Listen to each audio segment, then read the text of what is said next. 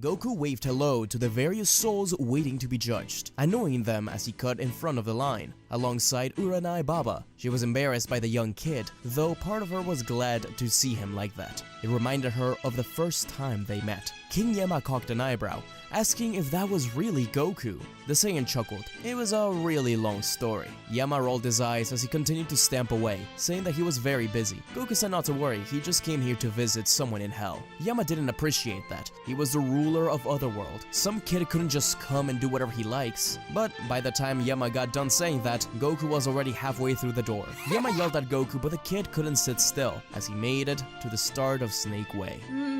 If I remember correctly, falling from Snake Way will take me to hell. Well, here we go. Goku fell down several hundred feet, with many Oni and souls looking up in terror, trying to catch him. But Goku simply flipped over one of them, Gauss. The Oni were flabbergasted by the kid so nonchalantly going into what is supposed to be the end of the line for the worst of the worst. One of them asked him where the hell he was going. Goku waved them off as he whispered to himself, Let's see. Those Saiyans were pretty bad people, so if I want to meet some, then surely hell is the right place. Ah, there. Goku spotted a tail swinging in the wind, sliding in to shake it as if it was a handshake. He looked up to see an angry man looking down. Goku chuckled. Whoops! Maybe that wasn't the right idea. Wait, that hair! You're one of Kakarot's brats, aren't you? Are you little? Nope, I'm Kakarot. You're, Vegeta's dumb friend, right? Sorry, you're not the one I'm looking for. You know who my parents are? Nappa tried to punch Goku, but the kid simply wobbled from side to side to avoid the attack. Some of the Frieza Force that was around laughed at Nappa, with Goku saying to them that their power isn't that impressive either. He wondered if Frieza and Cell were there, but he had no time to look. He jumped up and landed on Nappa's arm, smiling and asking once more. Nappa growled but finally gave in. He said that he didn't know his parents, but many low-class Saiyans look the same. There's a group of losers that hang out around the blood fountain. Goku thanked Nappa, flipping over his head and heading to the blood fountain. He looked around, finding a large group of Saiyans chomping and stomping. Yeah, they had pretty small key signatures. Goku went up to them, asking if they were related. The big man laughed, saying that he would never have kids, so that's impossible. But behind him, a taller man looked surprised. Hey, wait a minute. Shigesh, doesn't he look like... Yo, Bardock, looks like one of your nephews finally croaked. Nephew? I don't have any net. Kakarot? Yo! Bardock couldn't believe his eyes. He had been laying on the ground, looking at the clouds above. He instantly shut up when he saw that spiky hair. It couldn't be him, could it? His son had to be a lot older than at this point, but it's not like it's clear how much time had passed in that wretched place. Goku waved at him, with Bardock taking slow steps towards him. Could it really be him? He had a tail, he had the hair, and that smile. It reminded him so much of... Goku tilted his head, asking if he was his old man. He came looking for him, because he had a few questions. Bardock could barely form a sentence, as Goku said that he never thought about his parents before, but a recent battle against some Tuffles got him curious. Bardock's squad stared at him, then back at Goku, then back at Bardock. Damn, Bardock, you really are a deadbeat. The rest of his squad laughed, but Bardock opened his aura to push them back. In between groans, Fasha said that she was just kidding. Goku tilted his head, asking if she was his mom. Fasha made gagging sounds. As if. Goku shrugged, walked over to Bardock, and presented his hand for a handshake. This was all so strange for Bardock. He didn't know how to interact with this kid. Finally, he said they should take this somewhere private. Surely he has many questions. Goku and Bardock sat under King Yama's tree. Bardock laid there looking into the sky while they talked. And that was it.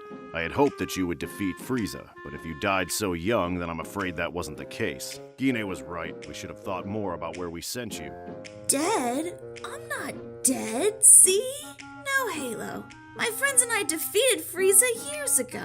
In fact, I think I saw him avoiding me earlier. What? You defeated Frieza? Rumor had it that he was killed by the Super Saiyan. You mean this? Bardock's heart dropped as he watched the sun stand up, aura expanding into a golden hue while his hair stood up. The wind swirled around, making many others look his way. Bardock couldn't believe this. His son was a Super Saiyan, but his blood began to boil, his battle instincts kicking in. Without another word, Bardock shot up towards Goku, throwing a right hook. Goku dodged it, uppercutting Bardock. Goku too wanted to fight his father at least once. All that boring talk wasn't for him. That could come later. Sure, he was leagues ahead of him, but he was interested in seeing his father's skills as a warrior and martial artist. He could still have fun even while holding back.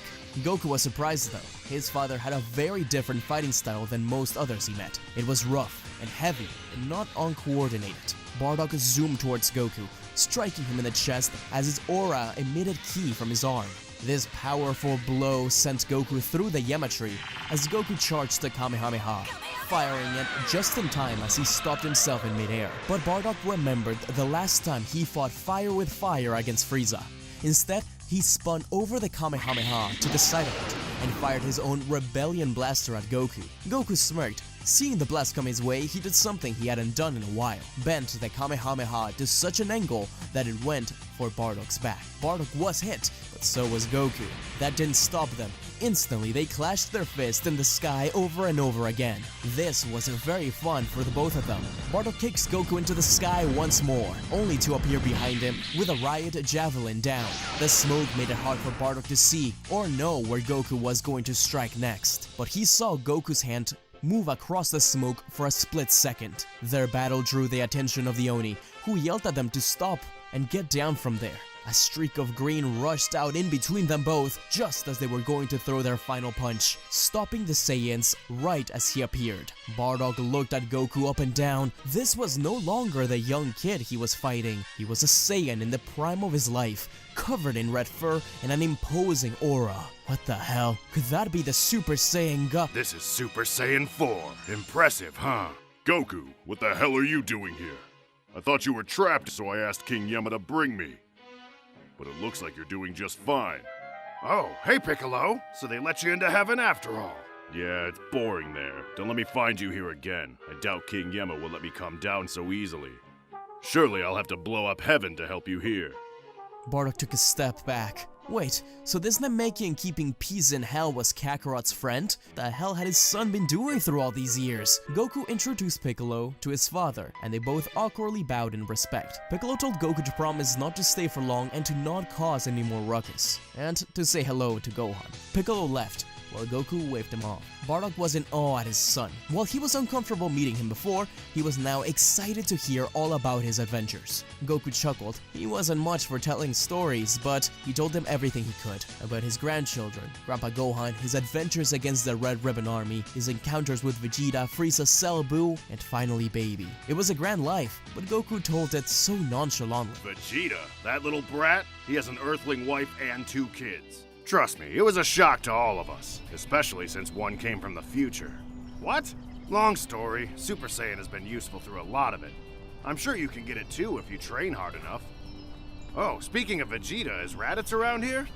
Bardock scoffed. Yeah, he was around. He tried to escape hell many times, but it never worked. He was a lot like his father in that regard. Bardock stood up to walk Goku to where he was, annoying some poor Oni by the Needle Mountain. When Bardock called his name, he quickly turned, only to have his face drop. What was that thing? Hey, it's your brother. He is in Super Saiyan whatever. Kakarot, finally time to get my revenge. Come on, Raditz, we both died. Wasn't that enough? Trust me, you can't take me on now.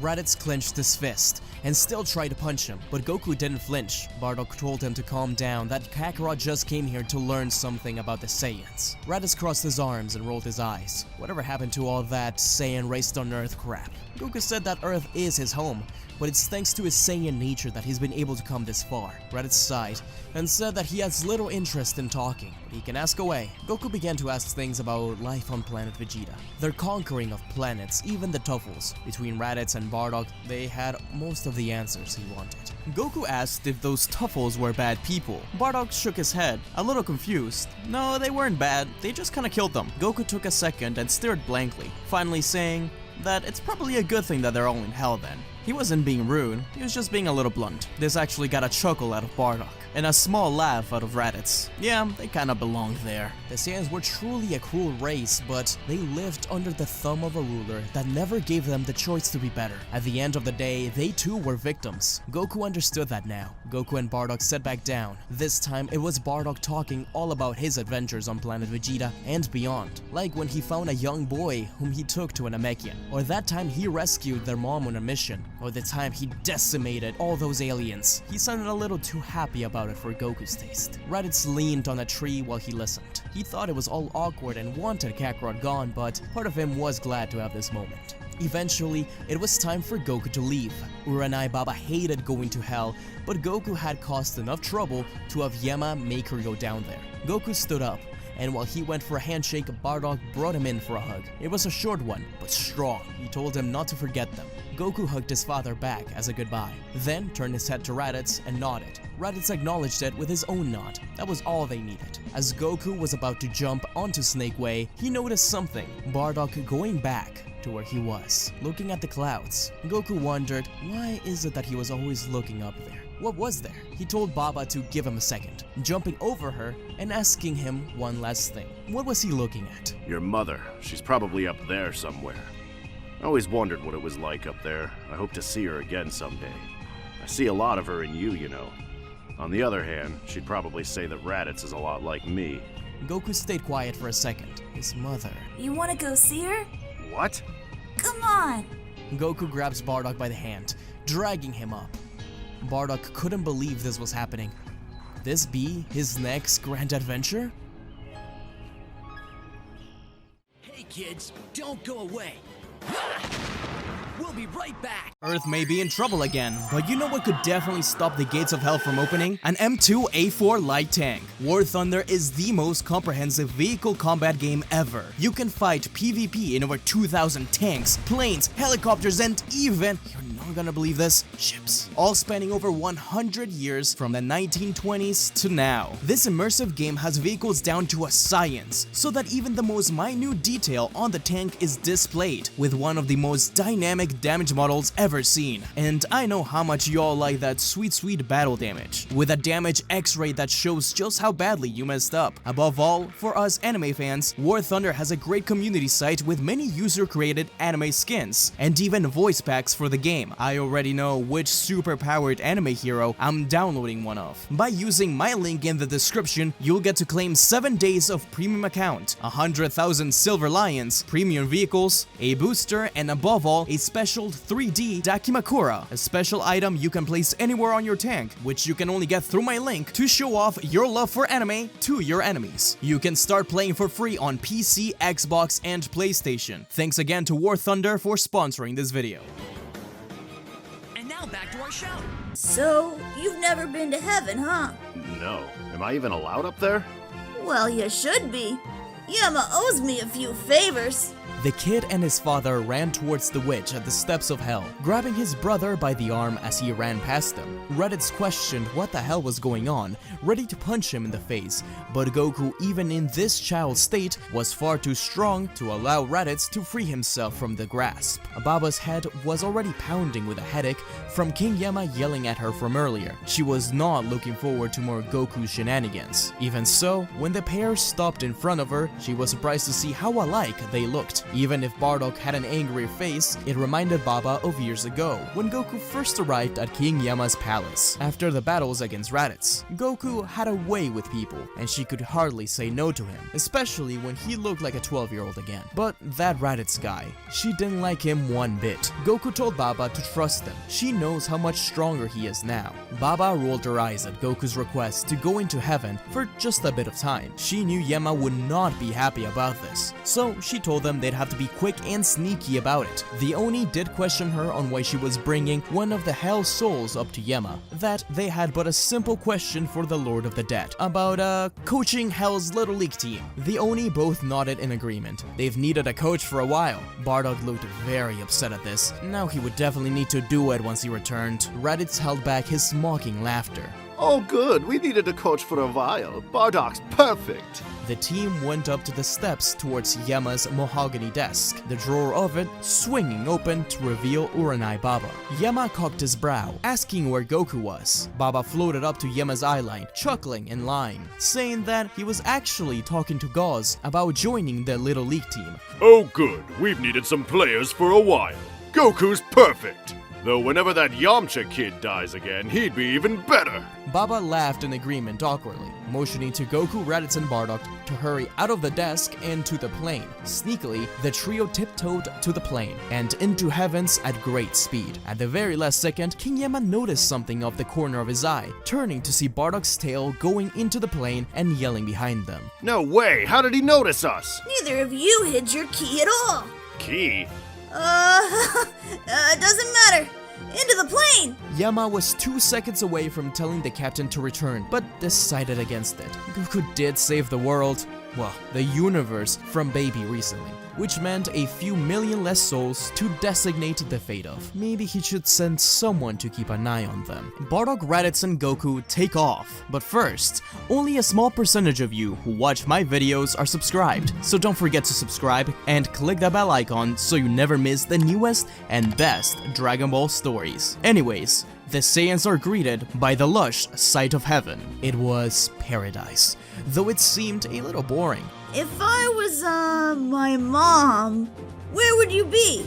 As Raditz, Bardock, and Goku entered the serene realm, they scanned the surroundings for any signs of Gine. They walked through fields of fluffy clouds and passed by celestial beings, but Gine was nowhere to be found. Goku couldn't help but feel a little out of place in such a peaceful setting, having spent most of his life on Earth fighting powerful foes. Bardock, on the other hand, thought that this fit Gine to a T. It was boring to him as well though. Raditz, on the other hand, thought this was all silly. He didn't care about meeting his mom again. He was fine as it was. But as they looked, Raditz continued to get impatient. He told them that this was stupid and there was no way a Saiyan could ever land in heaven. Maybe she was in hell and they just never crossed paths. Bardock was a little upset at this remark. He knew Gine, and she was the only Saiyan that could be worthy of the heavenly realm. In fact, he spent years looking for her in hell, only to be disappointed. But Raditz and Bardock were too hot-headed, and continued to clash heads. Their auras sparked up, forcing souls to scurry away, scared.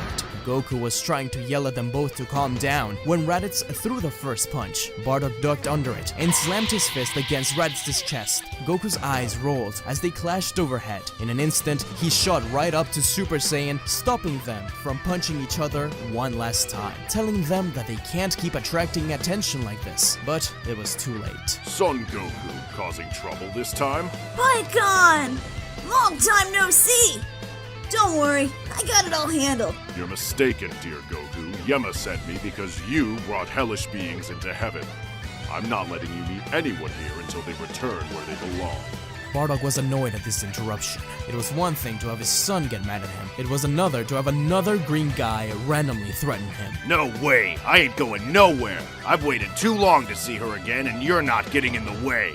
Bardock, fueled by his Saiyan instincts, charged forward with a blinding speed. Pycon dodged all of the attacks and countered with swift punches, which sent Bardock spinning back to his eldest son. But Bardock didn't give up, pushing off Raditz and rushing back in. Raditz cursed under his breath. He was annoyed and frustrated at this entire thing. Clearly, Bardock had underestimated his opponent. Seeing his father pushing himself against Pycon still made him feel a sense of pride, as he hadn't seen his father fight since he was very young. He had heard stories about Bardock getting strong, facing powerful opponents well above his level, and yet still pressing on. Raditz wouldn't grow if he cowered away like he always did. Raditz, finally determined to act, pushed himself at the enemy. Perhaps secretly, he too wanted to see his mother. Raditz followed Bardock's lead, launching a barrage of ki bullets. His attacks packed a punch, causing small explosions upon impact. Raditz's ruthless nature came into play as he relentlessly pressed on the attack, determined to overpower Pycon. Even so, Pycon was barely bothered. He had gotten stronger since his battles against Goku in the Otherworld tournament. Goku, initially hesitant to fight against Pycon again, finally joined the battle eagerly. After seeing his old adversary fight after such a long time, telling Pikkon that no one's gonna stop him now. He's come too far. He tapped into Super Saiyan once more, his aura blazing with golden energy and unleashing a whirlwind of combinations. He moved with unparalleled speed, weaving through Pikkon's energy blast and delivering a lightning-fast strike that left Pikkon speechless. The thunderstorm of attacks caused the Heavenly Souls to hide away, getting the attention of some others. Pikkon knew Goku was the only one of the three who stood a chance against him, yet the rest of his family didn't back down. It was like they all wanted to fight together, so that was it, huh? Pikkon was impressed by the Saiyan family's tenacity and skill. He defended himself, dodging and parrying attacks. With Goku being the only real competition, he grabbed both Raditz and Bardock by their tails. But to his surprise, they had both trained them. Bardock already had experience with enemies grabbing his tail, while Raditz had to force himself to train it after his battles on Earth, promising himself to never fall for that trick again, like the one Kakarot had used on him. Bardock and Raditz charged a key ball together and fired it at Pikkon's face. It didn't hurt much, but it was a sure annoyance. His weighted clothing came off, erupting his power even further and forcing Goku and the others into the defensive. Although Goku felt that Pikkon's words had little weight behind them, he didn't really want to take them back, did he? What he really wanted to do was to see how much Goku had grown. He was going to give him just that, as he finally transformed into Super Saiyan 4 and landed an incredible strike upon Pikkon. The alien fired a thunder flash as he was sent flying away with the last bit of his energy, but he was met by something incredible instead. As Pikkon was sent spinning, Bardock, Raditz, and GT Goku channeled their energies into a massive combined attack, creating a swirling vortex of energy that rocketed towards Pikkon. The sheer power of the blast was overwhelming, catching the Otherworld warrior off guard. He tried to evade it, but the blast hit him head-on, causing a massive explosion that sent him crashing down. Pikkon cursed. Even after all these years, he hasn't gotten close to Goku at all. He had to train more. At least, he got what he wanted. Pikkon stood back up and stared down at Goku. Suddenly, a dark, imposing figure appeared. Pikkon took a step back to look at him. It was the Demon King, Dabura. Dabura turned and scared the other two Saiyan warriors. How was a demon like him in heaven? But Dabura's terrifying face quickly turned into one of adoration as he nearly broke Goku in a hug, calling him adorable as he de-transformed back into base. As seen in Dragon Ball Z, Dabura was sent to heaven instead of hell, as he would feel right at home in hell. His demeanor quickly changed once up there. Goku pushed Dabura off, and Pikkon looks confused. Dabura said not to worry, that he'd take care of him up here. Pikkon sighed loudly. He told Goku that he would give him half an hour. He knew going against King Yama could get him in trouble, but Yama had a soft spot for Goku. Maybe he could get away with it. Pikkon nodded at Goku, happy to have gotten a rematch against them, and promising to get stronger for their next time, finally walking away with a sigh. Pikkon disappeared back into the reception area, where Yama yelled at him, asking where Goku was. I doubt there's anyone in Otherworld strong enough to tell him what to do. Hasn't he done enough anyways? Perhaps you can let it go this time. He was nothing but trouble, that kid. I gave him half an hour. That would be enough. Yama sunk onto his chair and groaned.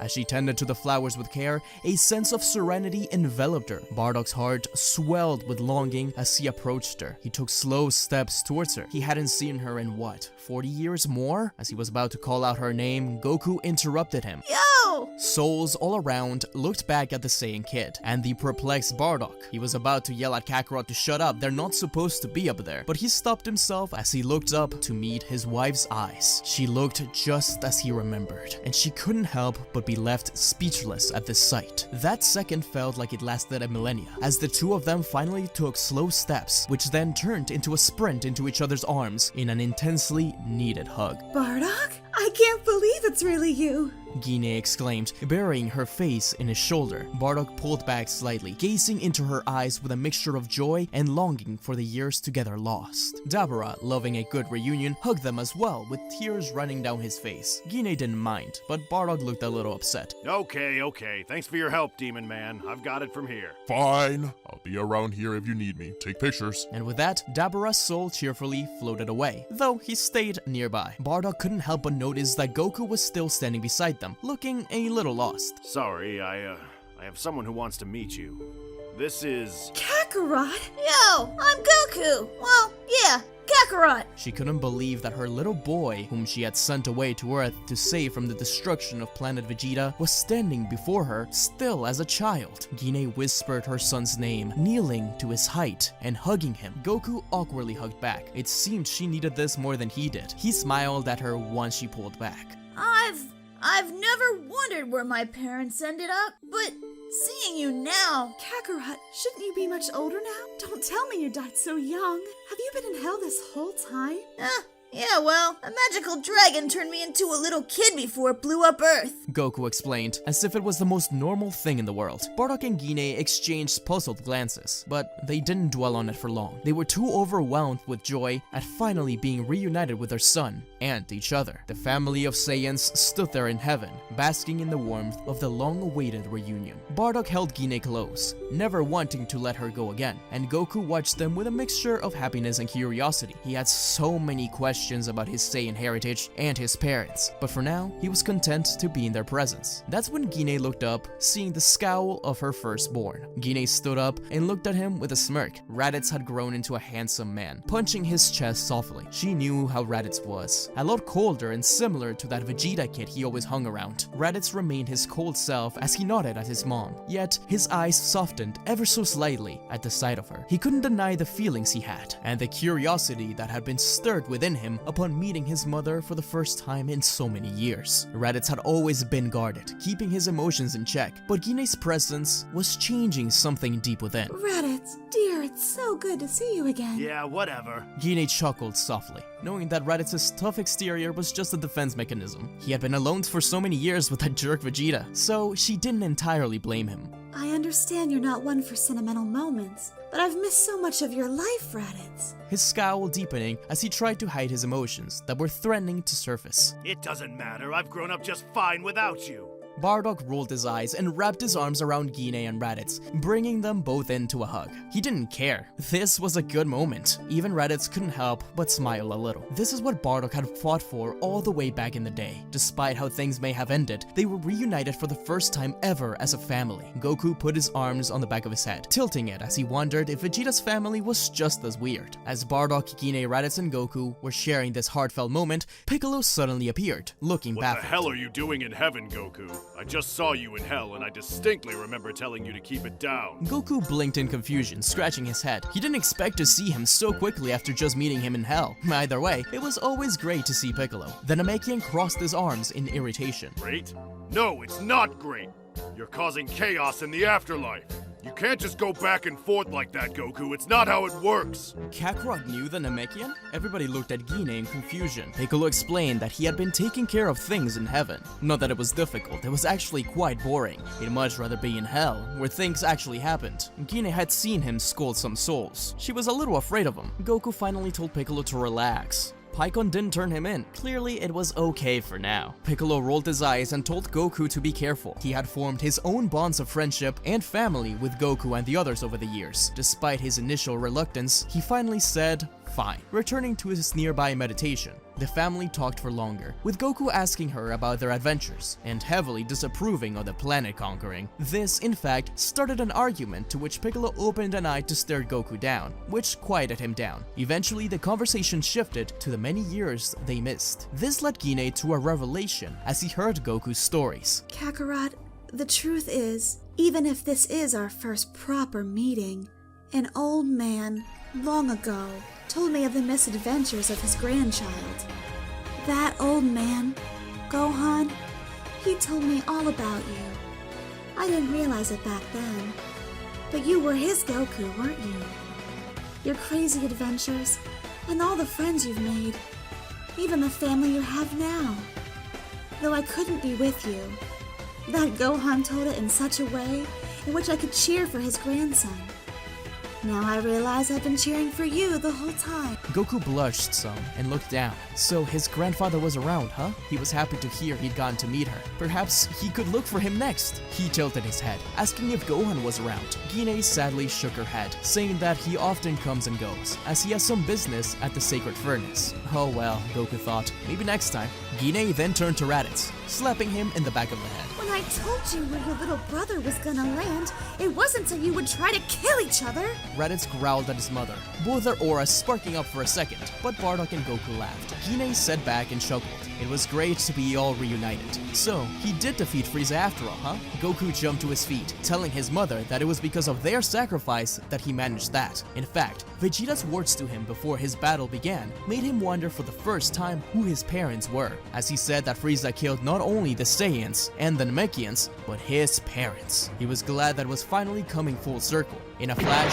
Goku's hair spiked up, his aura opening into a golden one. For the first time, Gine could see the sight of the legendary Saiyan. That glow represented the hope of her people, even beyond the grave, no matter their sins. Gine couldn't sense his power, but she could feel the intensity. The same intensity was increased as Goku's aura changed into that of Super Saiyan 2, and then Super Saiyan 3, explaining to his mom that he unlocked that state the second time he died. Gine was surprised he could talk about this so nonchalantly. Finally, Goku showed off Super Saiyan 4. His adult shape made Gine wince. So, this is how her son sounds like as an adult, huh? How different of a form, much more akin to the legends of old. She even wondered if this could be the Super Saiyan God. But Bardock interrupted her before she could finish saying that. No, he already asked that. It's not the Super Saiyan God. That really must have just been a legend. Goku snapped his fingers at this. He did wish he could have named it that after all. Super Saiyan God did sound pretty cool. Goku knew that his time with them wasn't long. He asked some things about the Saiyans, but he learned most of what he wanted from Bardock and Raditz in Hell. This time he instead told them about himself, about Gohan, Goten, Pan, Chi-Chi, and Oob, the many adventures he's had with his friends, and the enemies he found along the way. Gine was actually pretty upset at Goku when she found out that he let himself get a heart virus, even when he was warned about it. But none of it mattered now. She was just happy that he grew up strong and hoped to meet his family one day. Goku promised her that. What was probably most surprising to her was the fact that Vegeta was still around. Not only that, but he was one of the greatest saviors of the universe. She never liked that kid too much, thought he was a bad influence on Raditz. She was right, but as it turns out, Goku was an even greater influence on him. As the celebrations wind down, Goku heard the voice of Pikkon call for him once more, and his family, this time the North Kai, who yelled at Goku loudly to never do this again. King Yama got very upset at him. He knew Goku would listen to King Kai more. Goku jumped to his feet and dusted himself off, telling Gine that he should probably get going. He has a tournament to go to soon. Gine wished her son luck, and told him not to go too hard on the Earthlings. Gine brought them all in for a hug one last time, as Deborah jumped in too, out of nowhere. Raditz hated it. Pikkon stood imposingly behind Raditz and Bardock as they began to walk away, making sure they couldn't escape anywhere, as Goku sped over to King Kai. He waved them all off. Piccolo, Deborah, Gine, Raditz, Bardock, and Pikkon, but he focused on his family. It was bittersweet. He was glad he finally got to meet them. He had never wondered before where he came from. It never really mattered to him, as he grew into the person he was meant to be, thanks to the teachings of Grandpa Gohan, Master Roshi, and the help from his friends. But now, knowing his past and his family, he saw a lot of himself and his kids in them. Raditz was the only one not to wave back, though he did smirk. But Gine was having a difficult time. She was crying. Was she really ready to let go of Bardock and her kids so soon after reuniting? As the male Saiyans walked away, Deborah noticed the sadness in Gine's eyes. He then hunched down to her ear and whispered, "Hit me. What? As hard as you can. Don't stop." She wasn't sure what he meant, but Gine quickly caught on once she saw his reaction. Deborah was punched hard, but nothing that would hurt him. Even so, he pretended to be sent across the plane and into Piccolo, getting everyone's attention. Piccolo pushed off Deborah, but was soon hit by a blast aimed at the other Demon King. This angered Piccolo greatly. Bardock was left with his mouth hanging, yelling at Gine to stop and asking her what the hell was going on. "Someone stop her. She's a monster." Ah. Whoa, Mom, what are you? But Raditz extended his arm out over to Goku, telling him to be quiet. He could see through it. Gine continued on the assault, firing blasts at Deborah and Piccolo, with Piccolo quickly catching on as well. That was kind of smart. He also played it up, yelling out in pain. If he ever wanted out of heaven, this would be the way to do it. Bardock finally understood as well. The true Saiyan warrior is back. Oh no, Gine! She was impossible to keep down when she got like this. She's a demon! We used to call her the legendary Super Saiyan. Please keep her in heaven, otherwise hell will be worse. Souls scurried away, afraid of Gine. King Kai and Pikkon both sighed loudly, as they heard King Yama once again yell at them telepathically that they better get going back to hell, and to bring Gine along with them. Clearly, he made a mistake. Goku watched as Pikkon grabbed onto Gine, Raditz, and Bardock, with Gine giving Goku a cheeky smirk, letting Goku know that everything would be okay. Bardock nodded at his son, thanking him for everything. This was the greatest gift he could have ever gotten. And finally, the family disappeared to hell. King Kai grabbed onto Goku and dragged him to Uranai Baba at the check-in station. Piccolo tells Goku that he'd better not see him in hell nor heaven anytime soon. The small Saiyan laughed. Finally, he arrived at the check-in station. He was shooken up by Yama yelling at him and Baba, but that quickly went away as Goku thought of how incredible it was to have gone on this small adventure. Now, it was time to return to the peace his adoptive world had finally offered him. He hoped one day he'd meet them again. He had a feeling he would. Unknown to him, not only Earth would be in danger once more in just a few days, but his final adventure would soon be at hand. Gine, Bardock, and Raditz ended up in hell. I can't believe you did that, you crazy woman. But are you sure? Going from heaven to hell... Oh, come on, Bardock. Not the first time we've been in hell together. We're a family again. I wouldn't have it any other way. Both of you are terrible actors. Gine, Bardock, and Raditz all laughed, happy to finally be together, and hoping to see Kakarot in the future. But until then, their adventures come to an end. For now. Next, what if GT Goku met his parents?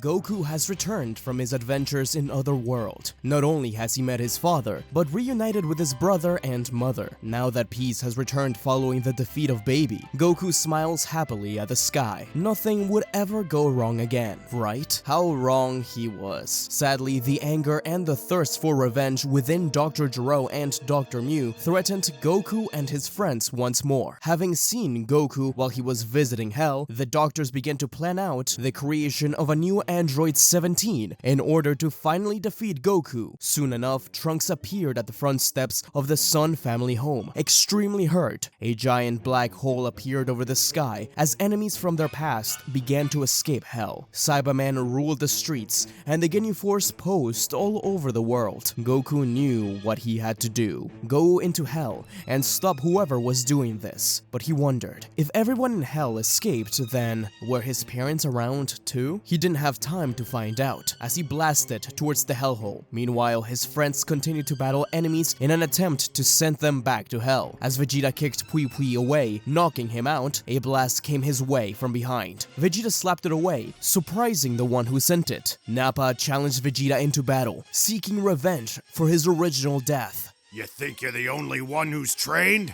Trust me, Nappa, there's no way you... Before he could finish that thought, a blast struck Nappa's head, sending him into a building. Vegeta turned his head, cocking an eyebrow. Another Saiyan, Raditz. I've always wanted to do that. Hello, Vegeta. Raditz, so you've gotten stronger. Vegeta rushed against Raditz, clashing over and over again. To Vegeta's surprise, Raditz was doing better than expected. Not that it would matter. Super Saiyan could easily take care of him, but something stopped him, as Raditz himself burst his aura into a golden one, unleashing the Super Saiyan form he had obtained thanks to training with his father and the rest of the Bardock squad in Hell. That moment allowed Raditz to explain that he wasn't there to fight, he wants to help. Vegeta was taken aback. Interesting.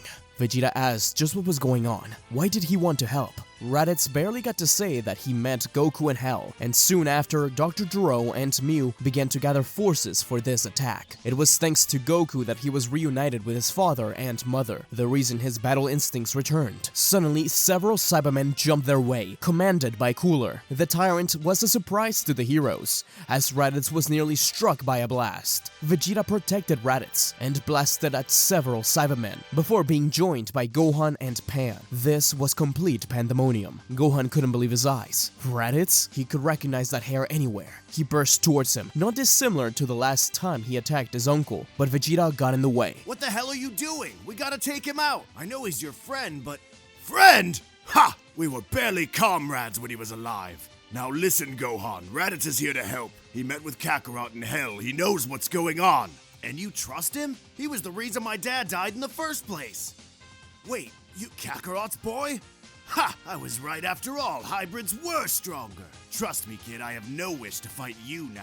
The faster I can get away from this hell, the faster I will be happy. Gohan didn't like to be talked to that way, so he slammed his fist against Raditz's face, breaking his nose, but finally agreeing. Pan had never seen her father like that, nor did she know she had a great uncle, but it was at least funny. Now they were surrounded by not only Cybermen, but also Cell Juniors and Cooler himself. The Saiyans stood back to back. Raditz was going to say that he'd take the ones on the left, but no one listened to him. The Saiyans simply spread out and made quick work of the army. They were nothing in the face of Gohan, Vegeta, and even Pan. Raditz was the most surprised by Pan. She was so young yet seemingly even stronger than he was. Just how much had Kakarot's family evolved since the last time he saw them? He wondered how his life would be different if he had taken Kakarot's opportunity to join him, rather than attempt to kill him. Would he have become this strong as well? Well, no time to cry over spilled milk now. Raditz was distracted, with a Cyberman jumping his way. Pan blasted, but a different blast hit him first. A squeaky voice was heard from behind.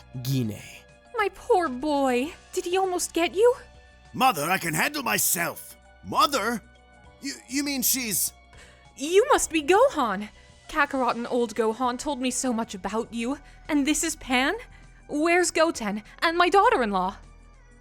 Gohan and Pan had no idea how to react as she jumped to hug them both, but they simply hugged back. This was so awkward, but she seemed like a nice person. After some more formalities, such as Gine bowing to the prince and him awkwardly telling her to stop that, the team moved on to find Goten, Trunks, and Oob. Just like before, they were completely flabbergasted by the situation, but Goten used the situation to his advantage, as Palace saw his grandmother hug him. She said that she loves it when boys take care of their grandparents. So Goten nervously asked Gine if she needed help crossing the road. Trunks side-eyes Vegeta, who nods in agreement. Kakarot's family was full of weirdos. Gine also bowed to Trunks, to which Goten laughed at him. More enemies came their way, but this made Vegeta wonder something. If Gine and Raditz were here, where was Kakarot's father? Father?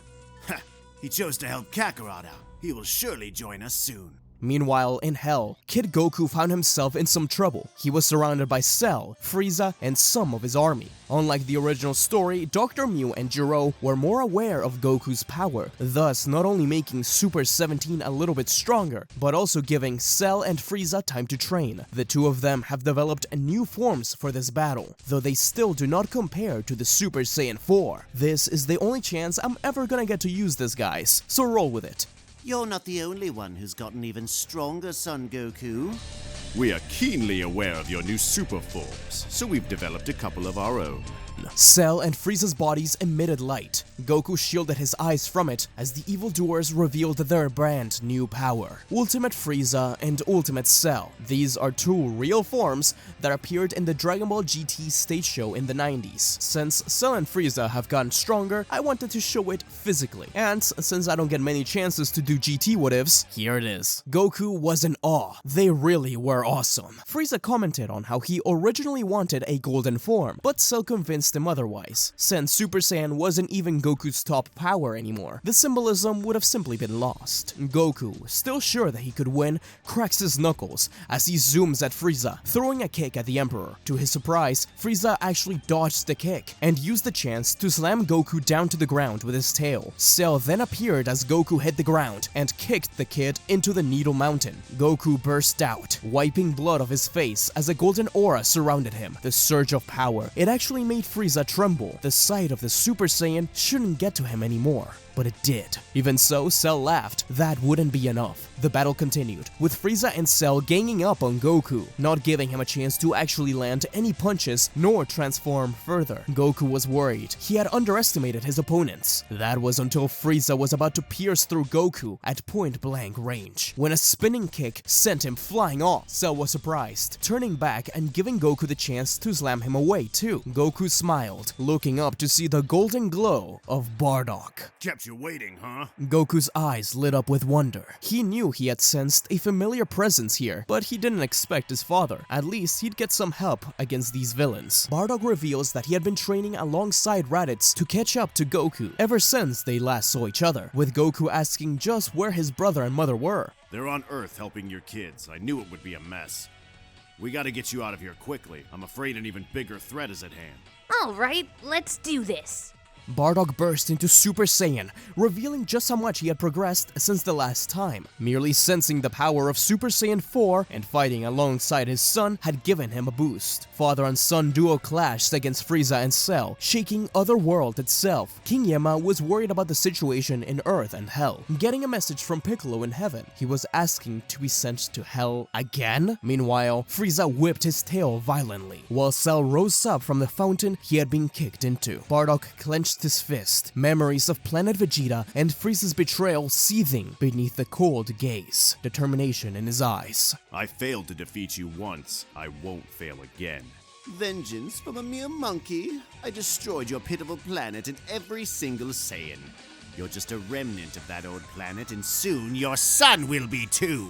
With a battle cry, Goku and Bardock rushed towards their foes. Goku, quick as a lightning bolt, darted against Cell, unleashing a flurry of punches, while Bardock focused his rage on Frieza. Energy blast lit the sky, the impact of their collision creating craters beneath them. However, the villains' combined power seemed to be insurmountable. Frieza's tail lashed out, sending Bardock crashing into a nearby mountain. Meanwhile, Cell's long legs shot out, capturing Goku in a crushing grip, followed by his tail attempting to absorb Goku. Bardock smirked, knowing this battle was really just amusement for Kakarot. His powers were far beyond any of them, and could easily finish these villains off. No doubt he was saving his energy for the real upcoming battle, but above that, he was humoring his old man in this final battle. Bardock was proud of Kakarot. He couldn't compete against him, not anymore, but he was happy to fight by his side. Goku broke free of Cell's grasp and joined Bardock. Their energy synced, their auras flaring, blindingly bright, resonating as one. It was then, with the battle's intensity at its peak, that the air shifted. From the shadows, Piccolo emerged, proclaiming that they don't have to fight alone, and that he is there to help Goku get back to Earth. This surprise appearance caught the Saiyans off guard. I told you to stay out of Hell, Goku. I told you King Yama wouldn't like me coming down to help again. Great to see you again, Piccolo. Don't worry, I'll be out of here soon. Piccolo joined in the battle as what seemed like an endless army of Frieza soldiers began to appear. It was overwhelming. Bardock had his back against the wall for a second. Goku shoved Cell off to help his father out, but suddenly a bright blast caused the soldiers to be pushed away. Circling around Bardock now stood a small band of Saiyans. Bardock's old squad: Fasha, Borgos, Shugesh, and Tora. Bardock smirked. He was wondering where they were. Sorry for being late. Had our own hands full of Cybermen. Another lousy excuse.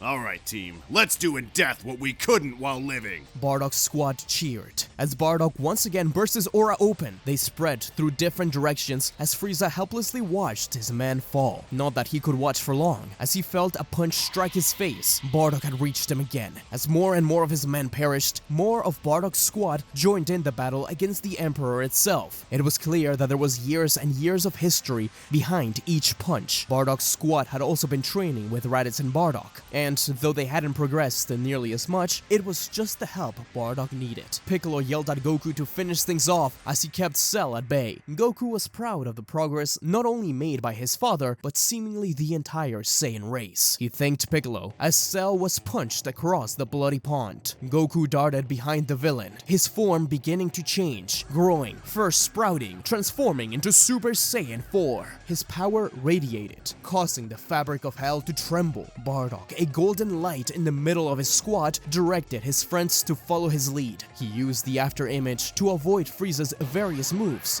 until reaching the Emperor and placing his hand firmly against his chest. There was an explosion of ki that sent Frieza away as a rain of Saiyan blast from the squad followed suit. Frieza was consumed, his ki presence disappearing. At the same time, Goku fired a 10 times Kamehameha towards Cell. The blast clashed against their respective targets at the same time, leaving nothing but the remains of an unconscious Frieza and Cell. There was a weight being lifted from Bardock's shoulders now, a sense of duty that had been fulfilled. Goku powered down, Bardock approaching, placing a hand on his son's shoulder. Goku turned to smile at his father and at the squad. Though they were only a small number of Saiyans, it was clear that to them, the defeat of Frieza meant the avenging of their entire race. However, those celebrations were short-lived. He suddenly began to shake, with Goku asking what was going on. Bardock perked up. He couldn't sense it, but he had an idea. Jiro and Mew had finally made their plans known.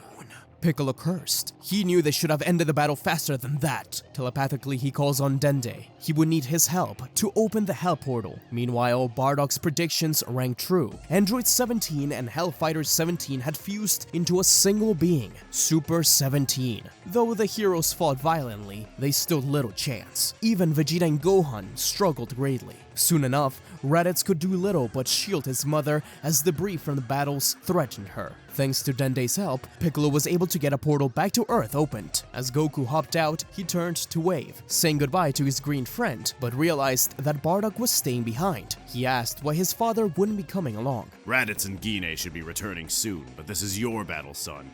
Plus, who will defend Hell? Yeah, right. Get out there, Captain. Your family needs you. We'll take care of things here. But trust me, your kid needs you now. Stop being a deadbeat. Fasha laughed loudly, pushing Bardock out of the portal. The squad waved goodbye, teasing Bardock along the way. Guess he had no option. The portal faded on Tora's face. For some reason, he felt like he wouldn't be seeing him for much longer. As the portal closed, Piccolo wished Goku good luck, and suddenly Goku's face turned serious. He could feel his friend's ki slowly decreasing. Krillin's was gone. He looked up at his father and nodded. Time to finish things. They arrive at a desolate battlefield, watching Dr. Gero being betrayed and killed by Super 17. Pan watched in horror as 17 blasted at Vegeta, only for said blast to be intercepted by Goku and Bardock, pushing it back and into the sky. Mew was surprised to not only see Goku but Bardock, another warrior he had seen in Hell. Gine smiled at the sight of her husband and son, cheering for them, while Raditz helped her up. Gohan and Goten's eyes widened. That was their grandfather? Yeah, but we'll have a proper introduction later. For now. Bardock's aura opened, as did Goku's. Both Super Saiyan and Super Saiyan 3 respectively rushed to Android 17, attacking any which way they could. But Bardock loved using his ki-based attacks, and it was soon clear none of it was effective. Bardock didn't realize it at first, blasting at 17 with everything he could. Staring at the cloud of smoke, Bardock actually thought he could have done enough damage, but those hopes were quickly shattered, as from the smoke itself, a giant black energy ball shot towards Bardock. The Saiyan could do little but try and push it back, while Goku continued to attack 17. The energy ball nearly obliterated Bardock, if it wasn't for Vegeta, Goten, and Gohan shooting their own blasts at it. Super 17 was a lot tougher than expected. Ah, Saiyan family reunion. Ha! Even the doctor didn't see this coming. I'll be glad to reunite you all in Hell. It wasn't long before Goku was forced to use Super Saiyan 4 against the android, but even that didn't seem like quite enough. His absorption power tanked nearly everything thrown his way. Bardock continued to support his son however he could, but Super 17 seemed impenetrable. Goku's only option now was a self-destruction as he jumped behind 17 and began to gather his energy. Gine, Bardock, Vegeta, Gohan, Goten, they all yelled at Goku to stop this madness. If they didn't do something quickly, either Goku would die or the entire planet would. Vegeta looked around. He hated feeling useless. If only he had Super Saiyan 4. If only he had a tail. That's when he looked at Bardock. Wait, that's it! Bardock, Raditz, look up! Burst open and mix! Vegeta launched an artificial moon, a technique he hadn't used since he first arrived on Earth. This was a technique familiar to the warrior Saiyans, as both the king and the prince had used it while taking over planets in the past. They didn't expect to be in this situation again, but was this the right call? Even Goku questioned it, as the bright light forced Raditz, Bardock, and even Gine to morph into giant apes that began firing blasts indiscriminately, one even hitting Super 17 and giving him the chance to push Goku away. 17 laughed as more blasts came his way, absorbing them. Goku tells Vegeta that he was a fool. They can't control it. The prince cursed. Of course, Kakarot's family was low class. Only the elite could control their power in Ozaru. But as Goku and the rest of the family flew over to Bardock to try and convince him to get a hold of himself, Super 17 continued to attack. Goku did what he could to defend both his family and the Ozaru, but the rampage was catastrophic. Vegeta thought to himself, begging them not to let him down. As he did, the Ozaru focused in on Goku. The red fur, the sound of battle, the strength, it was familiar to the Saiyans, even if they didn't realize it yet. This intuition swelled up within Bardock as his fur color began to change into a golden one. Something was working, and it excited Vegeta. He knew this was the right call, but there was more that was needed. Pan tried to think of what it was that helped their grandfather turn into a Super Saiyan 4 the first time. What was the key? She then realized it. Flying close to the action, much to the behest of Gohan, who tried to reach out. But Pan landed behind her grandmother, slicing her tail clean off. Her great-grandmother was left in a daze and confused as Pan frantically tried to tell her that she needed to aid them into getting Bardock and Raditz to control themselves. Gine flew up alongside Pan, looking into Bardock's eyes as he continued to rampage. She told him how far he'd come, how they had finally been reunited with her sons, and they needed to do good by them. Didn't he say he wanted to save things for once? Now was his chance, a chance to save their son's home. Super 17 laughed maniacally, rushing down and blasting at the Ozaru and Gine. He wanted them out of the way. They were just annoying. As Gine and Pan were about to get struck, the giant hand of the Ozaru Bardock burst down to protect them, but he was still struggling. Bardock watched Goku fly up to the sky, the majestic form of the Super Saiyan form in front of the artificial moon, hands full of energy as he rushed down to attack Super 17. Seeing the visage of his son, overlooking them all in front of the glow of the full moon, was the final touch, the key. He realized now what he needed to do. He reached out as he whispered Kakarot's name. Bardock's heart began beating fast, the roar of the Ozaru echoing in his head as the artificial moon now to him looked like planet Vegeta. Bardock was now surrounded by smoke as he looked up, tail around his waist shrinking down. Bardock was now a Super Saiyan 4.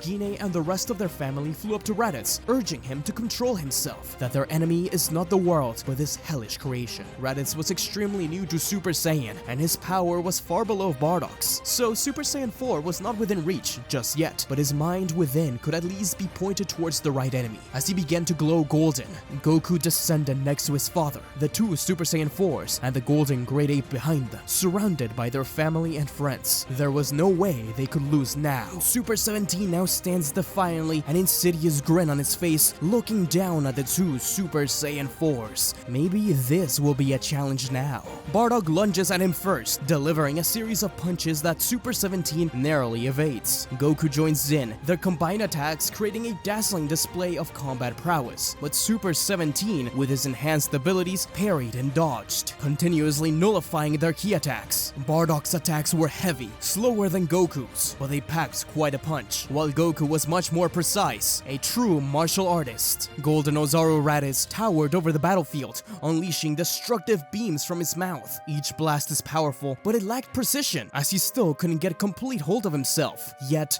every time he aims at Super 17, the android finds a way to absorb or deflect the energy. Was he a hindrance rather than any help? The Z-Fighters talk about cutting his tail off. Perhaps Goku and Bardock would be enough. As Dr. Mew yells at him to stop playing around and kill them already, Super 17 finally has enough of it, throwing Dr. Mew in the middle of a mouth blast, shot out by Raditz, killing the second Doctor. Android 18, who had been watching from the sidelines, arrived in the battlefield. Her heart sank. Her brother must truly be gone. She yelled at him, trying to reason with him, but nothing worked. At times, it seems like sparks of hope fluttered, especially watching 17 kill Dr. Mew. It reminded 18 of their time with Jiro, but she couldn't deny that this was sad. Suddenly, however, she realized something. The Ozaru, despite his incredible melee power, was exclusively using Mouth Blast. Each one allowed Goku and Bardock a chance to strike, though they would have to avoid them too. Perhaps Raditz had actually figured out a weakness? She watched closely, and sure enough, Raditz was not firing without any sense, despite what it looked like. He was truly trying to help their family. Gine yelled out, leading everyone and telling them to overwhelm 17 with their blast. Trunks questioned it, but Vegeta told him to shut up and listen. Gine and the rest began to fire, each blast joining in with Raditz's mouth blast to become one incredible giant attack. Goku and Bardock dodged out of the way. It was time to finish this. Bardock and Goku nodded at each other as the rebel Saiyan looked down at his hand, thinking of his friends in hell, his family, everyone. This was one final hurrah for the old Saiyan, his chance to have one final fight alongside his son, and prove that the sacrifices of the Saiyan race were not for nothing. Goku and Bardock burst forward, the imagery of an Ozaru shining throughout, a roar echoing alongside Raditz. As they near, their fists connect with Super 17 in a colossal double Ozaru punch, directly impacting his core. Sparkles of light burst around them, fists up high in the air. As Ozaru Raditz roared in celebration, the family had one final battle together as allies. Gine couldn't be prouder.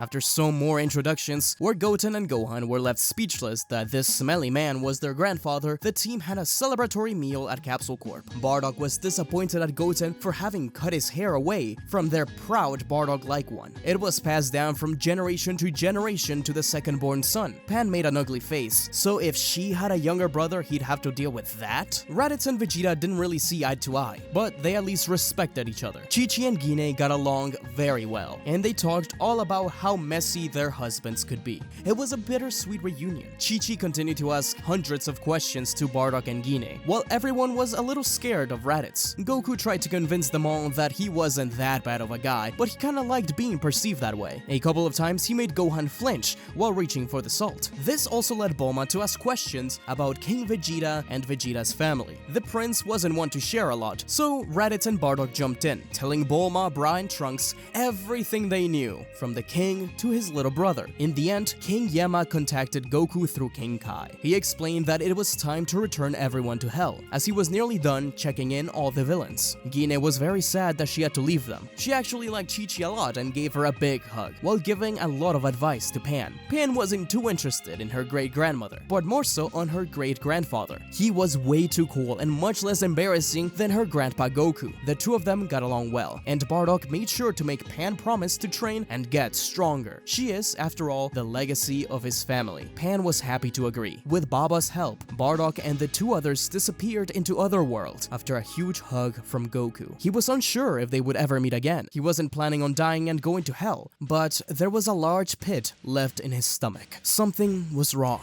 Now they would have to gather the Dragon Balls to return the world to the way it was before, and revive everyone killed by the evildoers. Unbeknownst to him, the Dragon Balls had been tainted by the darkness of the world, and his greatest challenge was around the corner. Many adventures would come for Goku as he collected the 7 Dragon Balls and fought the Shadow Dragons, but none more so than Omega Shenron. The battle culminated in a giant spirit bomb that collected energy from everyone all over the universe and Otherworld, including Bardock, Gine, and Raditz, and those in heaven, such as Dabura and Grandpa Gohan. They were glad to share their energy with Kakarot. In the end, Shenron asked Goku to come with him after repairing the world, but Goku had a few stops along the way: Krillin, Roshi, and even Piccolo in Hell. In one way or another, they all knew what was happening to Goku. Thus, we pick back up in Hell, just as Goku says goodbye to Piccolo and gets ready to depart. The flames of Hell illuminate the moment with an eerie serenity. Shenron, majestic and timeless, stood patiently, ready to embark on an eternal voyage with Goku.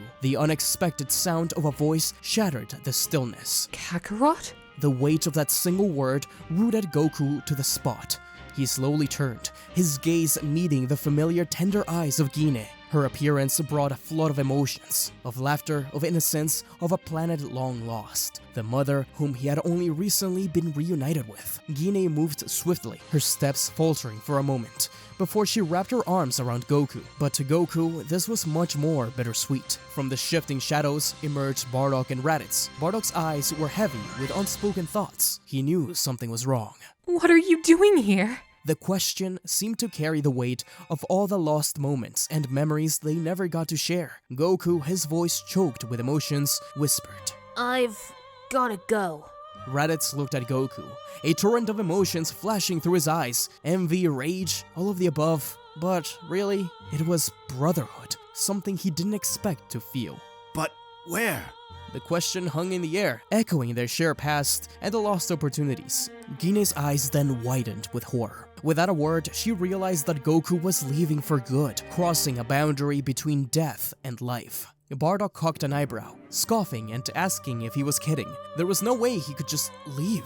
But Goku looked down, and then back up with a melancholic smile. Raditz pushed his father aside and angrily told Goku that he couldn't do that. It was clear that people around him still needed him. Wasn't there more he wanted, more power to obtain? Raditz threw a punch at the kid, who caught it with ease and pushed his brother back. He could continue getting stronger, but this was the only way to grow for now. Goku chuckled. Even in his sadness, he was still cheery, with hope for the future. He knew he would see them again eventually, right?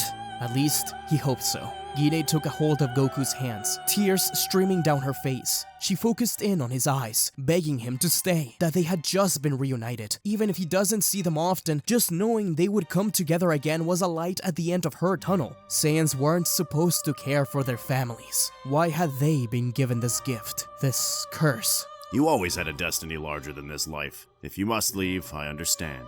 Raditz approached Goku, hesitating momentarily. He didn't know what to say, meeting his family again. Seeing Gohan now older with his own daughter, he has admiration for what Goku has accomplished. Not that Raditz could express any of it. He simply said, "See you." The two brothers simply nodded at each other. Just as Goku was about to ascend with Shenron, Gine's sob pierced the air. Everyone looked their way. Looking at Kakarot, especially as a kid, all she could see was the young boy she sent in a space pod all those years ago. The fact that she had to be separated from her youngest son for over 5 decades. The fact that she had been forgotten by him. Gine couldn't go through that again. Kakarot, every time I close my eyes, I see that little boy. The one we sent to Earth to keep safe. We missed your childhood, your struggles, your joys. I can't let you go again. Bardock, while trying to comfort Gine, was in turmoil himself. He tried to tell her that this was his path, not theirs. No, I refuse. Last time we had no choice, but now I choose to go with him.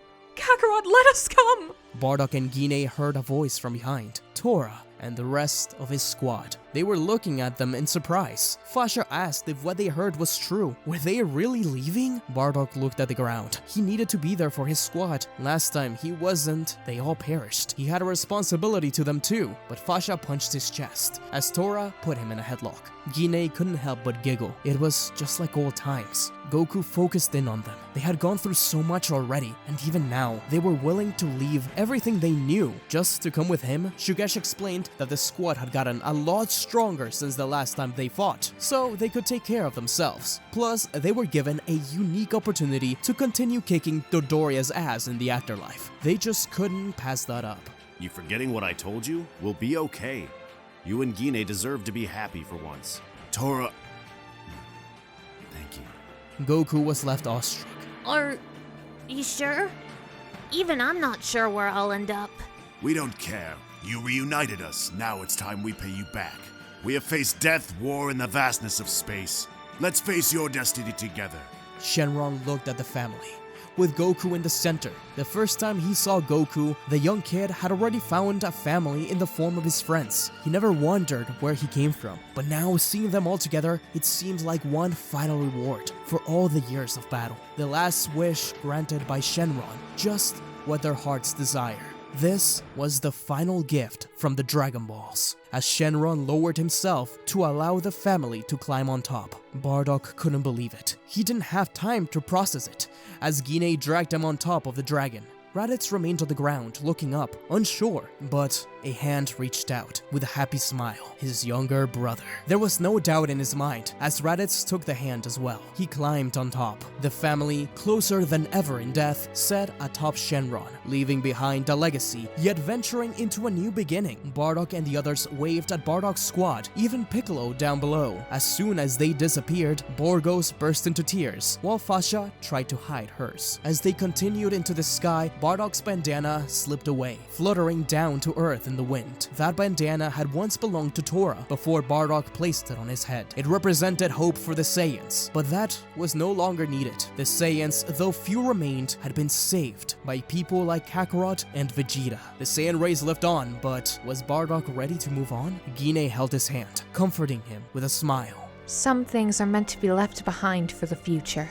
Bardock couldn't help but smile back at Gine. Goku's laugh echoed. The youngest Saiyan knew he'd see his family and friends someday, but for now, his parents and brother would keep him company as Shenron disappeared into the sky, the 7 magic Dragon Balls going with them. Beneath the clouds, the bandana fluttered down, landing on top of a blue gi that was left behind after the battles against Omega Shenron. Pan watched it fall and approached it. She recognized it as her great-grandfather's, and the blue gi as her grandfather's. She held them.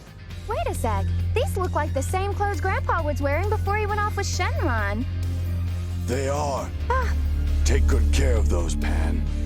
the Saiyan prince burst away, as Pan was left wondering just what this could mean. She would never get that answer. But many years later, in a world reborn, Goku Jr., donning Goku's gi and Bardock's bandana, fought with the passion of generations past at the New World Tournament. Old Grandma Pan, her gaze far away, in a fleeting moment, she could have sworn that she saw Bardock, Gine, Raditz, and Goku all watching proudly. Pan shook her head. She must have just been imagining things. Or maybe not. Earth was at peace. The Saiyans were at peace. The end. Once again, a huge thank you to War Thunder for sponsoring this video. Don't forget to check out my link to claim your 3D Dakimakura and really make your tank have that anime flair. Catch you on the battlefield. Thank you for watching, everyone. I really hope you enjoyed What If Goku Met His Parents in GT.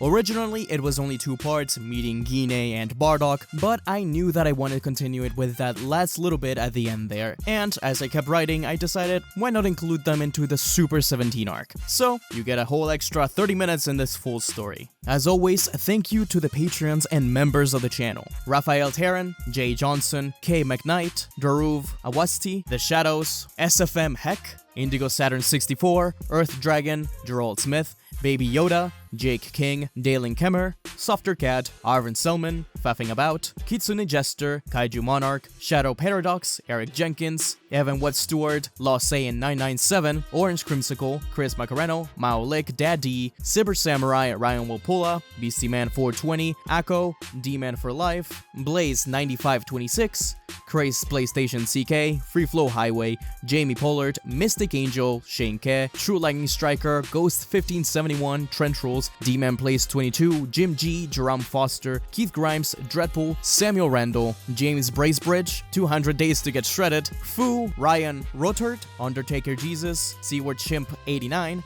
Jesse Ford, Christian Hillman, Nuka Draco, Lewis Perkins, Hannah Rowan, Ryuzaki, and Jonathan Way. Thank you guys for supporting the channel, as all of it goes directly into the videos you enjoy. Anyways, be sure to like, comment, subscribe, all that good stuff, especially with friends who like Dragon Ball, and until we meet again. See ya!